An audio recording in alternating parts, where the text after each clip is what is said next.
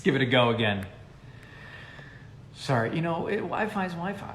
It's gonna work sometimes. It's Darren on. Let's see, Darren. There he is. There he is.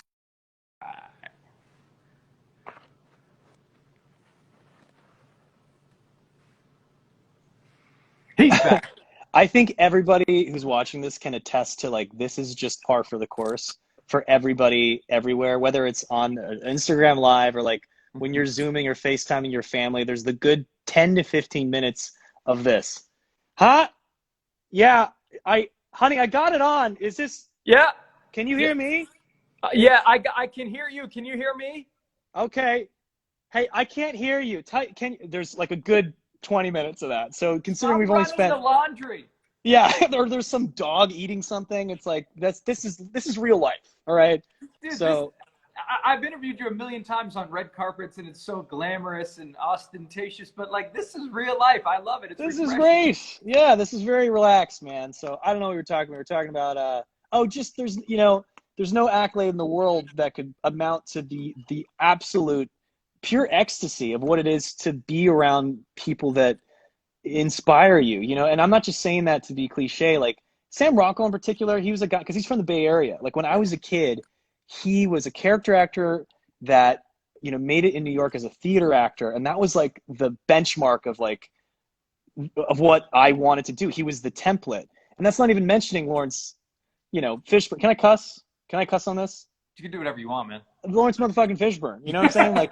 like that was without even mentioning how cool he is. And so the dream as a kid was not to like be in film and television. It was to hopefully be around the people that you respect so intensely and working hard enough to the point where maybe you could earn their respect. Like that is the constant chase and the dream. So when I get to do that, I don't know if they respect me, but they certainly have to work with me. So I'm sure they do, man. Getting to FaceTime with them is a dream that I cannot even articulate. It's the greatest feeling. You're one of the good ones out there, and you haven't changed. You got the awards, you got the recognition, you have fame, but you still seem very humble and a normal guy. Is there anybody that you've looked up to in this business and kind of emulated in that aspect, or is this ingrained in you and is this how you were raised? I think it just baked in because it wasn't like handed to me. Like I worked hard for this, and so I know that it's fleeting, and I know that, I don't feel like entitled to any of it. Like I hope for everything, but I expect nothing. So any success that I manage to collect is always met with awe and wonder and again, the sense of transience and that it's fleeting. Also, I surround myself constantly with people who I believe are just so infinitely more able at things that I am, that I'm just constantly intimidated and inspired by people to be better, that I guess there's never this sense that I've reached the top of the mountain. Like I'm always I like climbing. Like I don't know if I ever want to get to the top of the mountain because that's a really lonely, scary place to be, and there's only one place to go. Yeah. So yeah. So, also, I just always have fun. I'm like, I'm a funaholic. It's just I'm always having a good time. So maybe it just looks like I'm just a normal guy when actually I'm just a crazy person that's a happy idiot. We all are, right? I hope so. Hey, so we got to talk about this Disney family sing-along. It's on ABC tonight. It's crazy because I had Derek Huff on yesterday. I had Aaron Andrews on a couple days ago. So many people have given their time to entertain during this wild time, and I want to know what you're singing or what you're dancing about. What's going to be happening on your end? Well, I'll tell you, man. I was reading an article in like Deadline or something that was like, oh, ABC's doing a family sing-along, including all these people, and I was like, oh, like maybe they want to ask me. I'm not doing anything. And then I got a call later. So I was very excited that I got that call because I don't know if you know this about me, but most of my career as like a late teenager, early 20s was playing Disney songs, in bars and restaurants and cafes and pubs, like where my hometown of San Francisco, my college town of Ann Arbor, and New York and LA. And I played twice a week here in Los Angeles at Maggiano's. And I was like the guitar piano guy. Wait, which Maggiano's? The one at the Grove. What? I played for two almost years. I was the pianist and singer every Thursday and Sunday brunch. And I would play, my whole rule to myself was that I would play for like I'd play for 4 or 5 hours straight and never repeat the same song. And I would do this constantly. Now I have my own piano bar because it's sort of a nod to my early days here in LA, Yeah. doing the exact same thing. And what's even funnier is that I would end up doing the same thing on Glee, like singing other people's songs. Like I had done that forever.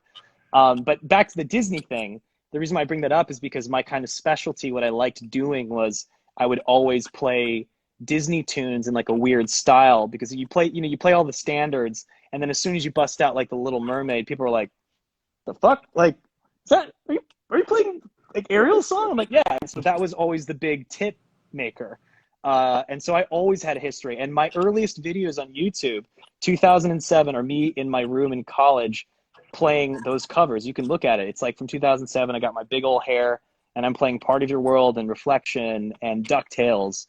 So that was like my gig. So doing this is just a nod to that. And we turned it around in like 12 hours. They sent me a camera, did it, and it's me doing a bunch of different things with the Louis Prima tune from The Jungle Book. I Want to Be Like You. I figured it was a song nobody was going to do. I want to do something that was a little left of center. Yeah, that's so cool. I love the full circle moment, and I didn't know that you were at Maggiano's. I'm sure I probably saw you there because I used to frequent that one all the time. That would be wild. There's about a 90% chance that you were there. That's so rad. What time is the ABC sing-along on tonight?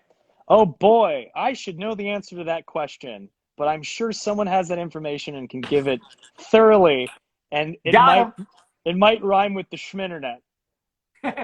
They could Google it. It's easy. I'm sure Disney and ABC's posted about it. 8/7 Central is my wild guess. That seems 8/7 Central usually is the safest bet. Yeah, I think so. But a whole bunch of cool people are doing it. I can't wait. Like I'm even if I wasn't a part of this, I would turn my TV on and watch this. Like it's gonna be rad. Nice. So then on top of that, and you kind of touched on it in the very beginning, Hollywood, Netflix, May 1st, you're the EP and you're starring in it with another Ryan Murphy production, which you always thrive in. How did he present the idea to you? I know you guys had dinner about it, right? Yeah, well, I won't, first of all, I did not like pitch this show just before anybody, like Ryan sees me, like, what are you talking about? We were just having drinks and, like you do, you just started riffing on like what you'd want to do next. And I said, well, if we did something together, give me like words, like, what do you want to do? He's like, I just want to do something hopeful, young, and period. And so then I brought up, I brought up a couple people and stories from the 1940s Hollywood because I'd always wanted to make a series about a bunch of different,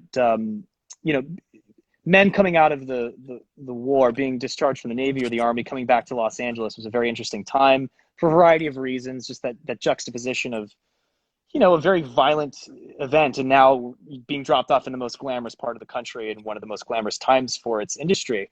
And anyway, there was just a lot of interesting people that we talked about and stories. And then he just got really excited about it because we're both we both gravitate towards like dualities, like things that, things that are very beautiful about very sort of seemingly ugly things and things that are very ugly about seemingly beautiful things, right? So we wanted to explore sort of the underbelly of what is otherwise a very glamorous sort of world.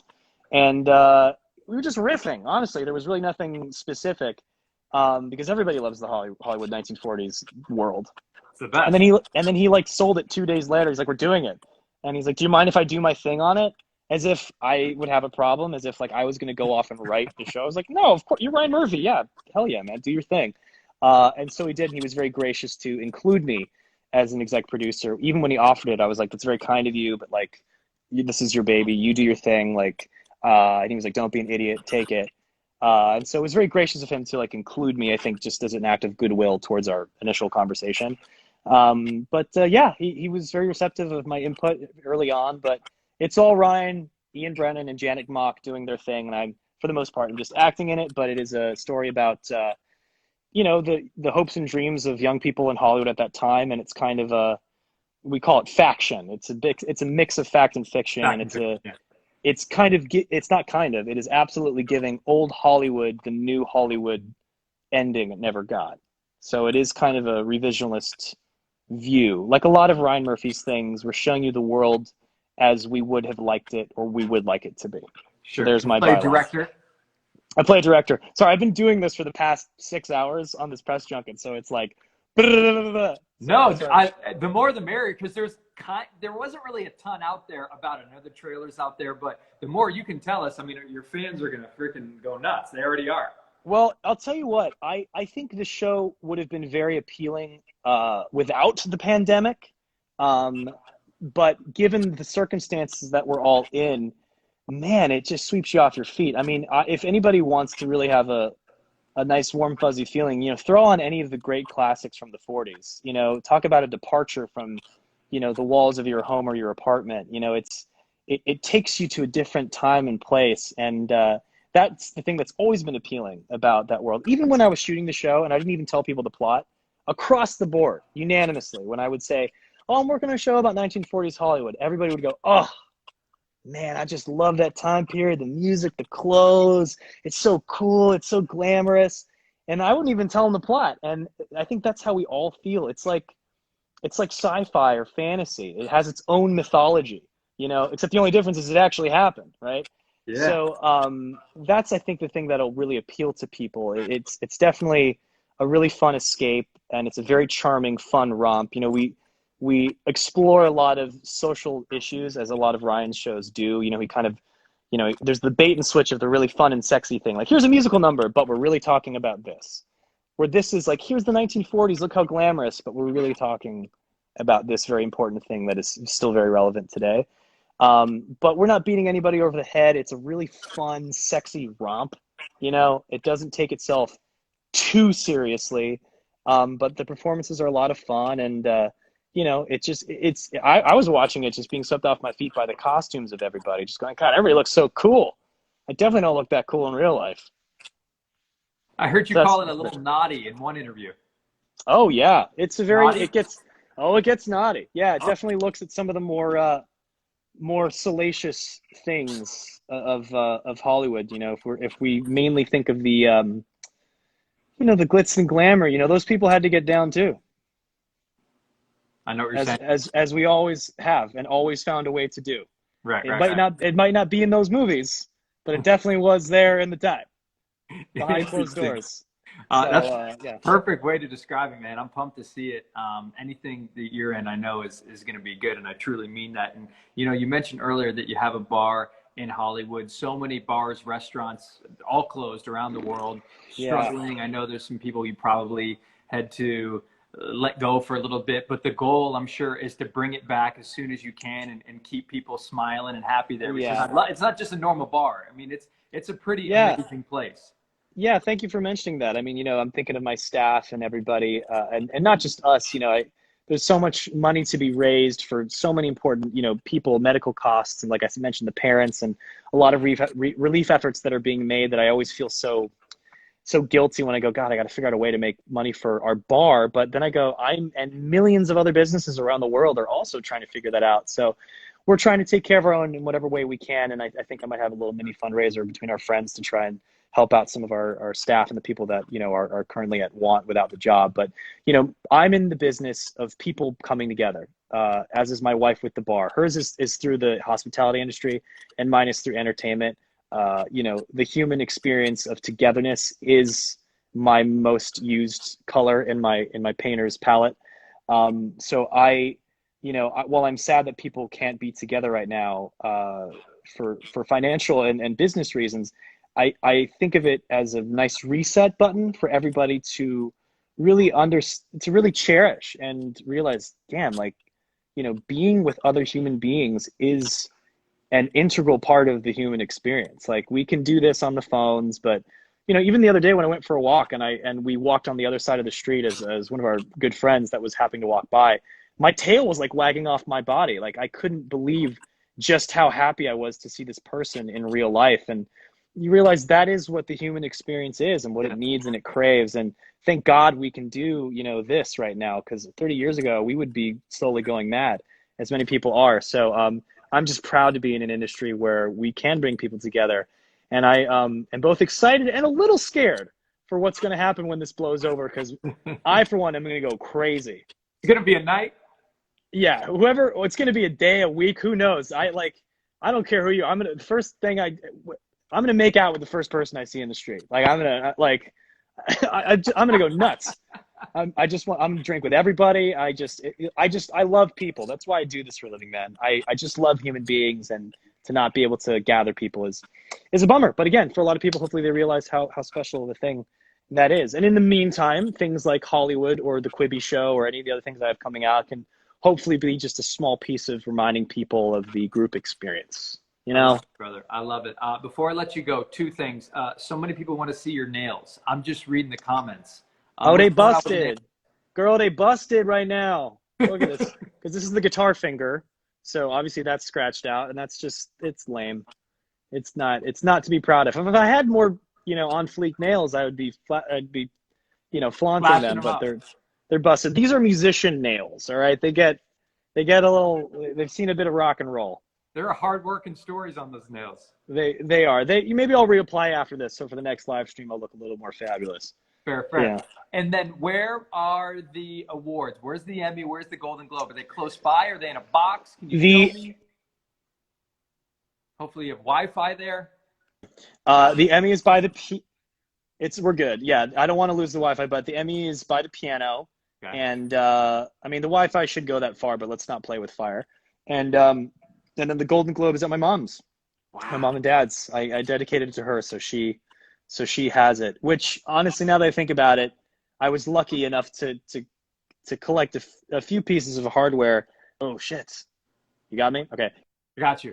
Yep. That was the last one that I got. So if that had been the first one and I didn't have any others, maybe I wouldn't have been so generous. But by that point, I definitely gave that one to her, because I dedicated that to her and to my dad too. But my dad is so selfless that I think by dedicating it to my mom, I was kind of dedicating it to him as well. I'm sure that moment was pretty emotional, man. You're a stand-up guy, and thanks, dude. Can I selfishly promote one more thing, because I never brought it up? Tell me. Yeah, if you haven't noticed, I can talk forever. Yeah, so the Quibi thing, which is like the Wild West for everybody. Well, I hope that the app does okay.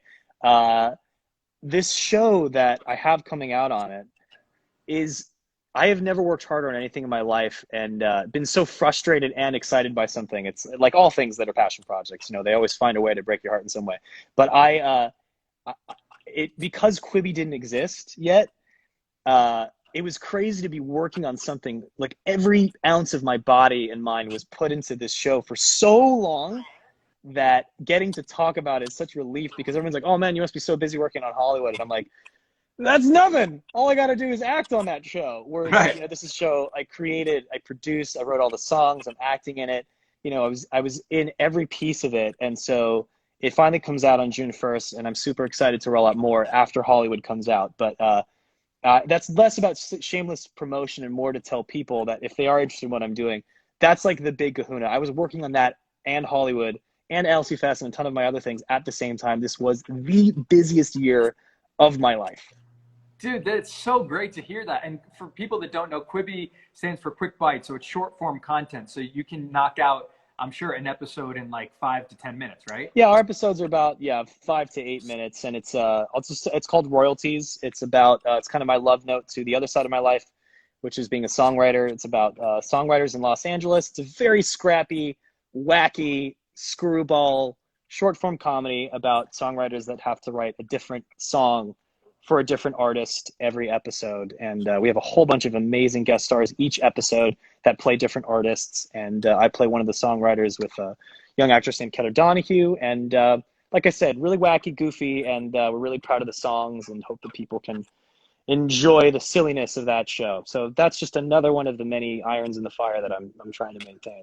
From Maggiano's to Broadway to Golden Globe to Emmys to Quibi to ABC Tonight to Netflix, dude, you're doing it, man. It's incredible to hear. We're rooting for you. Thanks, man. And, wishing you all the health and all the best. And let us know if you need anything. We'll be here for you, okay? Thanks so much, man. It's great to talk to you. You too, Darren. Bye, everybody. Thanks, all right, guys. bye, guys.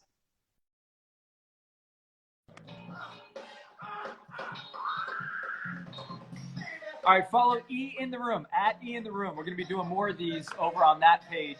And that's it. All right. Gotta go. Bye. Baby, baby, baby.